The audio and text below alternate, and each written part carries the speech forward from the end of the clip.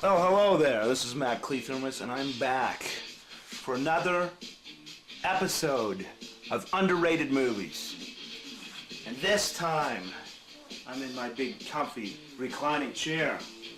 I am going to talk about a movie that came out in 1984. It's 2014, and this year marks the 30th anniversary of a movie called The Wildlife, which hasn't got a decent DVD release or a decent Blu-ray release. We're going to tell people. We're going to tell them. It hasn't. It needs to, though. This, of course, is a bootleg that I made, which is actually, I looked very hard to find an HD version in widescreen. It was ripped onto the internet by some Canadian from Canada. But this has not got a good release in America, apparently. This has not been released on DVD or Blu-ray. The Wildlife came out in 1984. It stars Chris Penn, Eric Stoltz, Leah Thompson, Rick Moranis, and it also stars Jenny Wright and Elon Mitchell-Smith.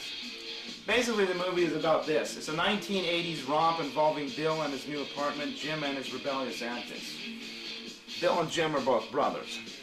Bill is trying to get a place to live on his own. He's going to be 19, and he's on the verge of graduating high school. He's on the verge of going to his senior year. He wants to move out of his parents' home. His brother, Jim, is a fucking rebel. He's got the ball and chain of rebellion fucking rolling, okay? And as far as characters are concerned, as favorite characters in this film are concerned of mine, I would have to say Jim is my favorite character. Jim is a fucking badass in every sense of the word. He is the embodiment of what badass is all about. Fucking A! Okay, so, you know, Bill wants a new apartment, and he wants to patch things up with his girlfriend. You know, because he wants to get off his parents' house and stuff. Jim, he's one of those guys that he just didn't give a fuck. He listens to heavy metal, he listens to classic rock and roll, he's got posters of Jimi Hendrix and Bruce Lee on his wall, and hot chicks too, which I'm all for. All of those I fully approve of. And, of course, this movie is a movie that really fell under the radar. It did really well when it came out in 1984, but it just kind of slipped, and people forgot about it. 1984, I might add, was a really good year for movies. You know, a lot of great movies came out in 1984. Now, there were such movies as Ghostbusters, Beverly Hills Cop, Friday the 13th Part 4, The Final Chapter.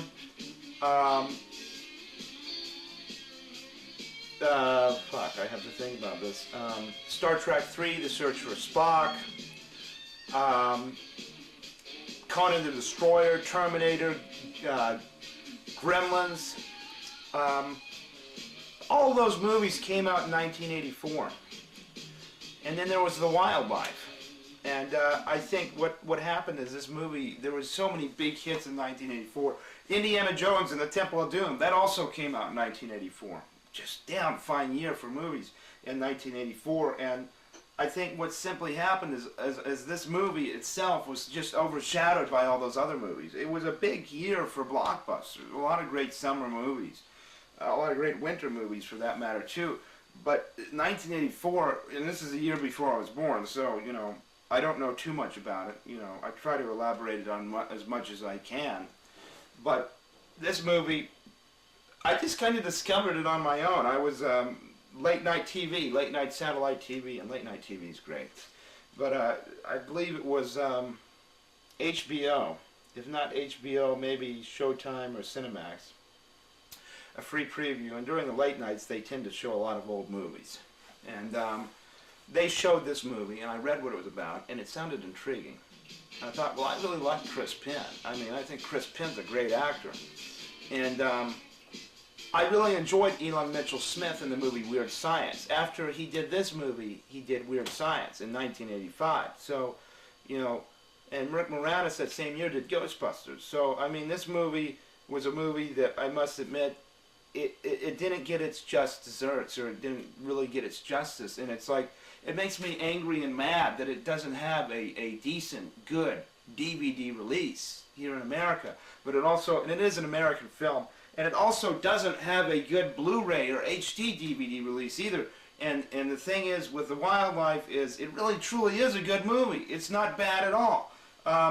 And it was written by Cameron Crowe. And Cameron Crowe, he wrote Fast Times at Ridgemont High. He also wrote another movie that I haven't seen, which I'm not really terribly interested in.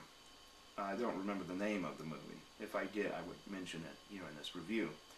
But Cameron Crowe wrote this movie. And, if you like, it's kind of a teen coming-of-age movie. It's a drama and a comedy. It's a teen movie. I'm not a big fan of teen movies, but in the 80s there was a lot of really good teen movies made. There's not good teen movies anymore these days. They all suck shit. But they used to be good. Breakfast Club, Better Off Dead, Vision Quest, Goonies. These movies had teenagers in them, and they were actually good. And they actually were true to what teenagers are really like. It wasn't some, I want to say, kind of cookie cutter bullshit that we get served today as a general public, And with teen movies nowadays, it is pretty much cookie cutter bullshit, essentially. The way they present the teens on the movies nowadays are not so much like the way teens are. But in the 80s, the 70s and 80s, teen movies became a new thing in the 80s. And my favorite teen movies, other than The Wildlife, which is one of them, is Weird Science, Breakfast Club, 16 Candles, Pretty in Pink. Most of these came out in the 80s. Some in the 90s. SLC Punk. These are movies that basically revolved around a teenage cast of characters, and they did it really well. All these films did a good job at really, truly depicting the teenage characters as they should be, and they seem not one-dimensional, but very three-dimensional and very realistic, as teenagers should be, and that's what I love about The Wildlife. It's a coming-of-age comedy and drama. And it's kind of what some people could even call, if you're a fan of heavy metal and rock and roll, you could call it a rock and roll movie, or a heavy metal movie, or a headbanger movie, if you want to call it that. One of the three. And that's kind of what it is to an extent. And it's really over the top, It's kind of like, the way I could describe the movie, of movies that it's reminiscent to or similar, I would say that it's similar to Fast Times at Ridgemont High. It's similar to Bachelor Party. All of these came out in the 80s. All very good movies. And it's similar to Breakfast Club. So take Breakfast Club, Bachelor Party, and Fast Times at Ridgemont High, and all just combine it. It's also kind of a party movie too. And if you have like a bunch of movies that you're watching and you want to watch them with your friends, like a movie party, this is a good movie to pick, to view. So that's my review of The Wildlife. If you haven't seen it, check it out. I'm running out of tape on here. Thank you. Have a good day.